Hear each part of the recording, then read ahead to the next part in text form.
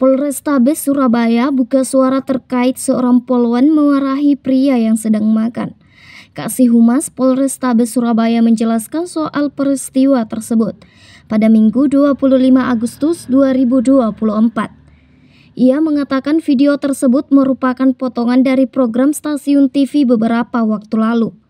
Menurutnya, video poluan memarahi pria yang sedang makan itu diambil bulan lalu di Jalan Teratai, Kecamatan Tambak Sari, Surabaya. Dalam video tersebut tampak poluan bernama Brigadir Portiserti Cikita Sabunge berpatroli dengan tim Polrestabes Surabaya.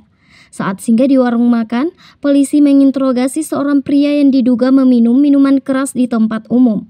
Namun pria tersebut sedang makan saat diajak bicara. Melihat hal itu, poluan tersebut langsung memarahi dan menyebutnya tidak sopan. Bahkan ia mendorong pundak pria tersebut. Usai ditegur, pria itu langsung melepas makanannya. Salah satu polisi pun memberikan nasihat agar pria itu bersikap sopan santun. Download Tribun X sekarang, menghadirkan lokal menjadi Indonesia.